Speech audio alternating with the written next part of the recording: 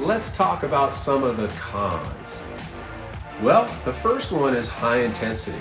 And I guess this could be a pro or a con depending on where you are. I'd say most people would say it's a con because most people don't want to work out really intensely. They don't want to be out of breath. They don't want to get an extreme muscle burn. They don't want to have excessive soreness the next day.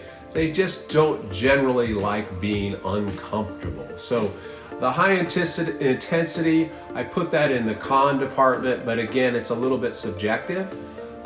Some other things is it's not for everyone. While some people with CrossFit may disagree with me on this point, as someone who has been certified in CrossFit and done this myself for many years, I don't really think it's the most applicable for the elderly. I don't think it's the most applicable for people with orthopedic problems. Also, I know just from working from people for over 30 years, there are just different body types, and some people's bodies are just more resilient to stress, whereas others just tend to get hurt more easily and more often. Sometimes even if they're doing the right thing, there's just a genetic component where some people tend to be more resilient, or other people tend to be a little more fragile. And if you know that your body is more prone to get hurt, it definitely would be something you want to strongly consider prior to starting a CrossFit type of program. Another thing is, in terms of it's not for everyone, it can be intimidating. And they call them boxes, that's where you would go to a CrossFit gym, but again, they use the term box, are friendly and welcoming, others not so much. I've been into many over several years, and I've gone to some where I work out, I know what I'm doing, but it's like, can somebody say hello? And I've been to others that are more welcoming. So it does sometimes have an intimidating vibe to it in some circumstances. Also, for example, they often play loud music. That may be a good thing for you, maybe not so much, but realize that some people do find it intimidating. Another con is there is a higher rate of injury. Now, CrossFit would argue that, and you could make an argument for that if you do everything just right. Maybe you can avoid injury, but here's the thing. Here's why I would say I politely disagree with that.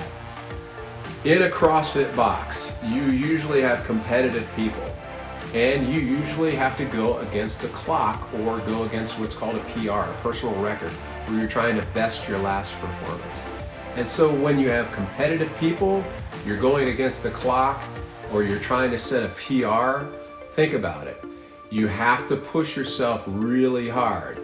And if you want to beat the guy next to you, okay, you're going to usually push yourself a little harder. You might cut some corners, and you might let your form on, say, a deadlift get a little bit iffy. And that's going to open yourself up for a greater risk of injury. In addition, another thing I put in the con department would be complex lifts. And not all of CrossFit is complex lifts, but they do have some, like the snatch. These are Olympic lifts, like the clean and jerk, or the clean, or an overhead squat, or a muscle up. These movements are highly complex. They require a great level of strength, but they also require some athleticism and some efficient movement patterns. And not having efficient movement patterns, not learning the proper technique, they're definitely higher risk movements.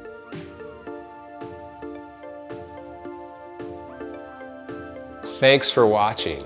If you like this video, give us a thumbs up below and subscribe to our channel.